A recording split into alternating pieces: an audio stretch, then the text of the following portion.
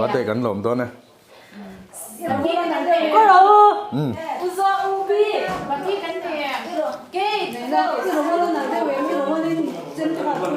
birthday kan lom to na a birthday này tu hi kan thia dang han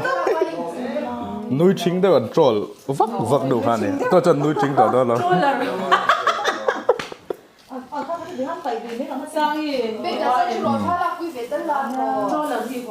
giờ cái đôi mình nghĩ hay hết ta sao hey tay vắt troll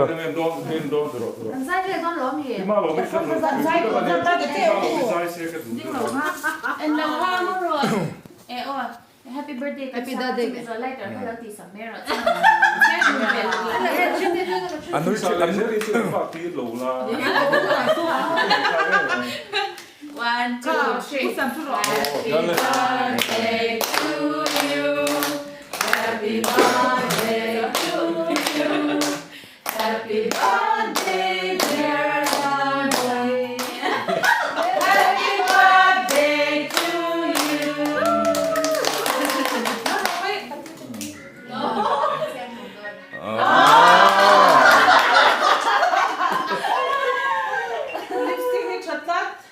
Lipstick to the Sailo.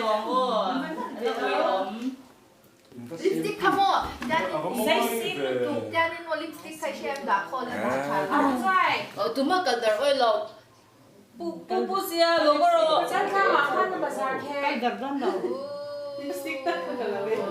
sáng sáng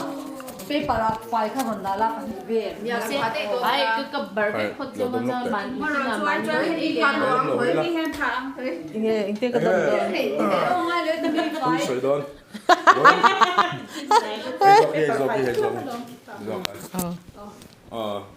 Rinsangi amasakan po sakan an troll vắt vắt na trong sang han hey birthday te lo theng ta se engai thu soi dui này an troll kha atha ka ti khop mai ma se troller inia ka lo hlo thon pui khop mai cha troller aku me zat ba ta ngai ni ne kum samni para chu ni ve tong chu chuanin hei man zan loka khan news upload khan YouTube pa khanin mi pa pakhat khan kanupui thupuan chantin thar puan te in min lo ngai thlak sak thina ka lom le me te kan sha lo hlan han pasal lo nei mani chu o ka ti pha hi tu na hian atui tuk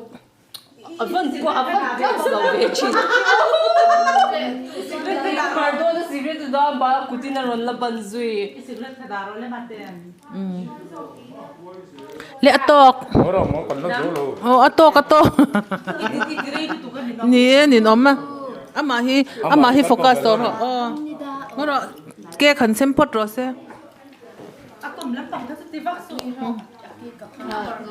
ihan dong comment pala zel na ake ka hi lipstick a pink le a red ta oma Lalrinsangi cake cutting ceremony kan no. chon he tami hi lighter ni om Mascara vel yang. Tala sa don mi. chi sang om heng ti hi mai ti englo blush na ven poka ground report soi tel la ground report Nge ya chong ne. cake bulletin report ron pe pasal na yang ta so ya hi vai pakhat phei chuan in USA Asian me chia ka mu to zong ala mel thaber tia ama ka ground report ken Bear. Cute bear. ni le do ni meroti kan ei zo ve kang cheesecake kan hi cheesecake ka thik pui thit sa a chei ni hi moi lom khop mai he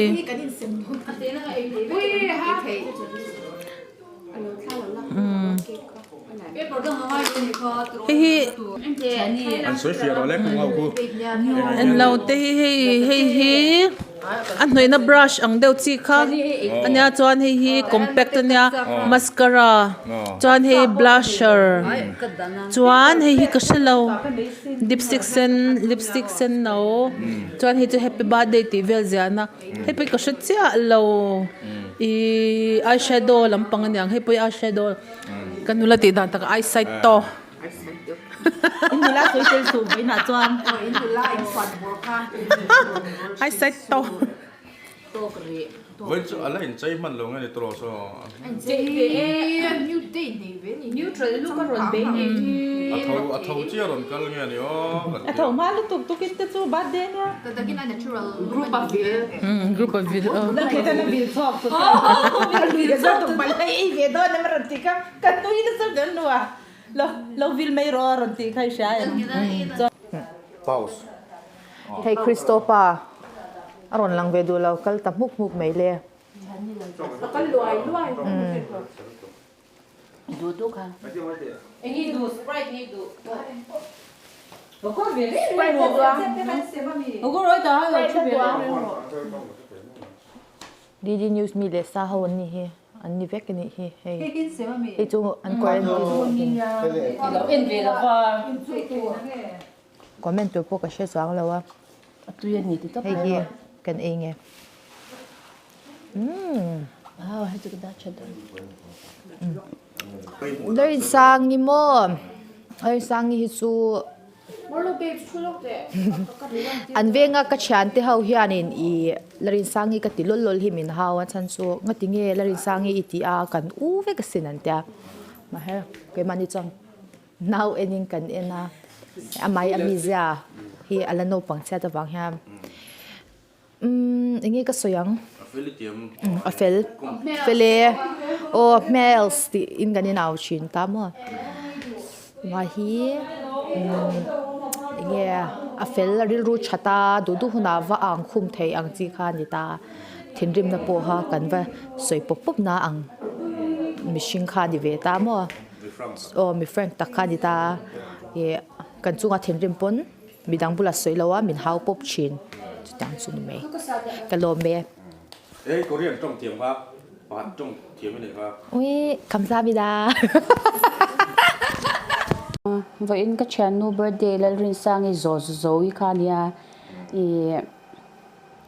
cái cho en ka en ke mania lu em makatan hian ama hi mi bel chian dol ania trong kam te hi chu ani thlum em lo ma ro chu aril ru hi acha thlom ngai na anga na sa i nupui chatu ang chi hi ni chu chuan nui za box cho ama hi mi tai ma ania a fel ekati ma katan hianin thei to pa chwa china katan om renga katan na hlu ani ami zia hi mi ti phong ania nui ve na sat chin khop me zo wa po khanin na shat feka ma se anui ang ai khanin e anui ting kan tiang anui kha ching hle ma se ama hi ching lawa class re mo ma te hi chu wang chanin bel chian adol kan ti kha kom nuam takani abula ompo nuam pasal tur hi kan buai pui ve chin na sa adu ang tak khila mu thei lawa i nau te tal hi nei me ro kan ti chin chu wang chanin sperm donor te hi kan ngai to sak deu rewa chu wang chanin tlom ngai thei te in chuan biak thei reng ke ma kal tlang pona biak thei ni o in thashum lo tur